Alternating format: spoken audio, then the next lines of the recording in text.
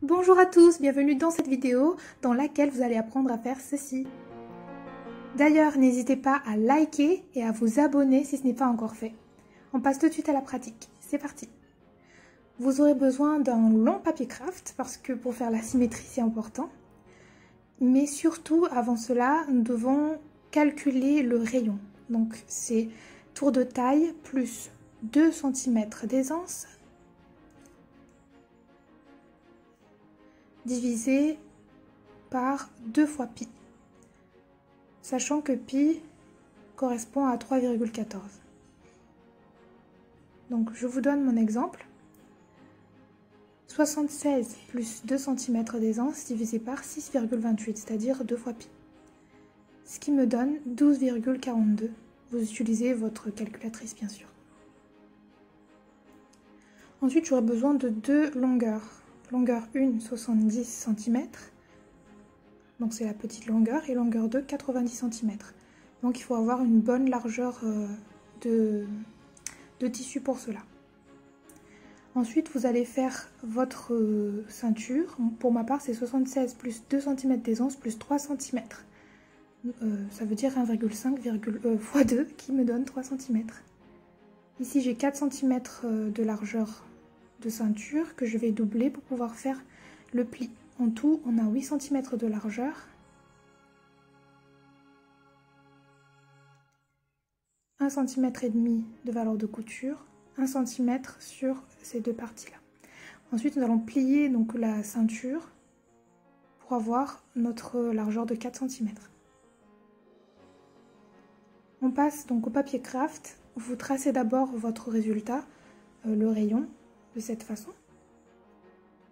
Et vous pouvez rajouter d'ores et déjà votre valeur de couture de 1 cm. 1 cm à cet endroit-là suffit. Ensuite, vous allez reporter la première longueur, donc L1. La première longueur est de 70. Ensuite, il faudrait reporter en fait la même longueur sur la pliure, donc juste devant.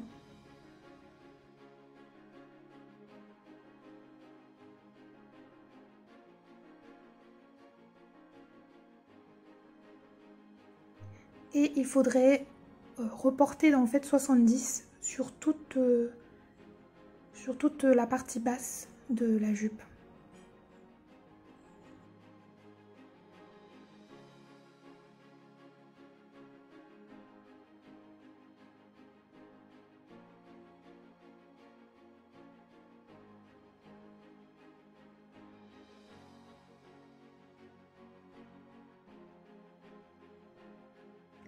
Vous pouvez tout de suite en fait mettre votre valeur de couture de 1 cm et demi. Et là je fais à main levée, mais bien sûr il faudrait reporter exactement 1 cm et demi tout le long du bas de la jupe.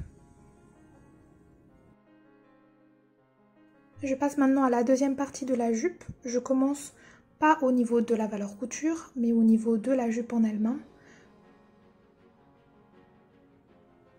Donc je rajoute 20 cm, ce qui me fait 90 cm sur la partie haute. Et sur la pliure, je commence la longueur à partir de la jupe elle-même. Vous allez tracer à main levée, faire une courbe de manière à ce que ce soit une courbe harmonieuse sur votre papier craft. Quand c'est terminé, vous pouvez rajouter votre valeur de couture. Pas à main levée bien sûr. Maintenant, il faut mettre 1 cm et demi de valeur de couture à ce niveau-ci. Pas au niveau de la pliure parce que nous n'aurons pas besoin de valeur de couture à la pliure, mais juste à l'endroit où je suis en train de rajouter la valeur. Donc 1 cm et demi. Ensuite, je passe à la délimitation des deux parties de la jupe, donc la partie haute et la partie basse. Bien sûr, au niveau de la taille aussi.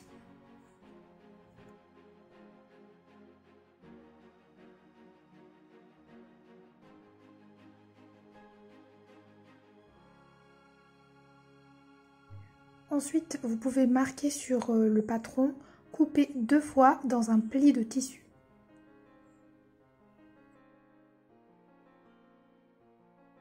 Prendre du papier craft pour pouvoir délimiter en fait, ou plutôt décalquer la partie dos, pas dos, mais la partie la plus longue de la jupe.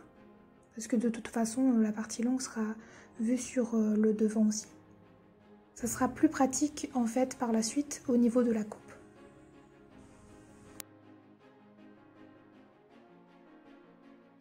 Vous pouvez couper le patron. Voici les pièces de patron une fois que tout est coupé. Donc vous avez la partie plus courte, la plus courte, et vous avez la partie la plus longue. Au final, ça donnera ceci.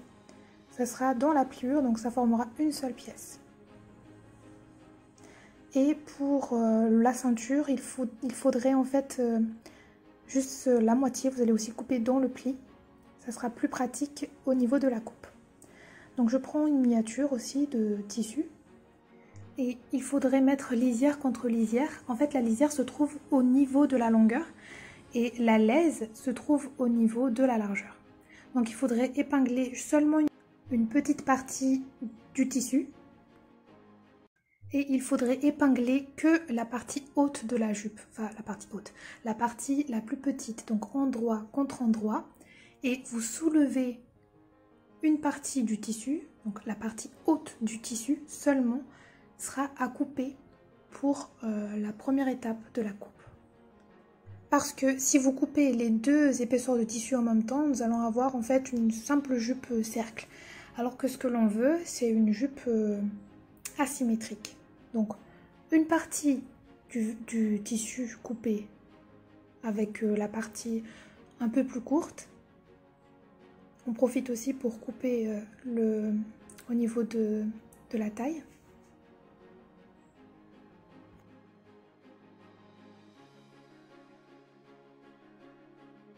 Maintenant, nous allons enlever toutes les épingles de cette pièce de tissu et déplier le tissu pour pouvoir faire l'autre partie du vêtement.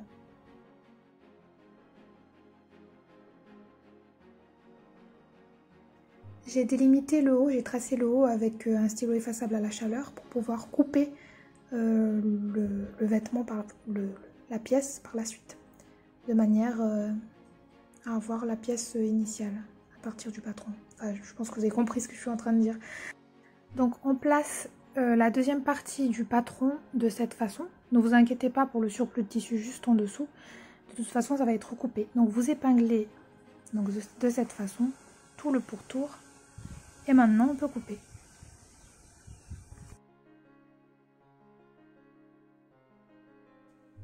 Donc voilà le résultat une fois la coupe terminée. Donc vous allez pour la deuxième partie, donc la partie dos du vêtement, couper en fait le tissu dans le vêtement, pardon, en plaçant le tissu envers contre envers cette fois-ci, pas endroit contre endroit parce que vous aurez une partie qui sera sur l'envers et une partie qui sera sur l'endroit si vous ne respectez pas cette règle. Donc suivez juste à la lettre cette indication et vous allez vous en sortir haut la main. Quand vous avez fini de tout couper, il faudrait mettre endroit contre endroit et piquer les côtés en laissant 18 ou 20 cm sur un côté gauche pour pouvoir mettre votre fermeture. Moi j'ai choisi une fermeture invisible dans cette vidéo. Ensuite il faudrait surpiquer, pas surpiquer mais surfiler tout le contour et faire une piqûre de soutien au niveau de la taille, puisque à ce niveau-là, c'est assez sensible vu qu'on va manipuler à maintes reprises la jupe, donc faites une piqûre de soutien. Donc comme je vous disais, marquez sur la partie gauche votre emplacement de fermeture à 18 ou à 20 cm. C'est ce que je vais faire tout de suite. Vous pouvez épingler bien sûr pour que ça ne bouge pas.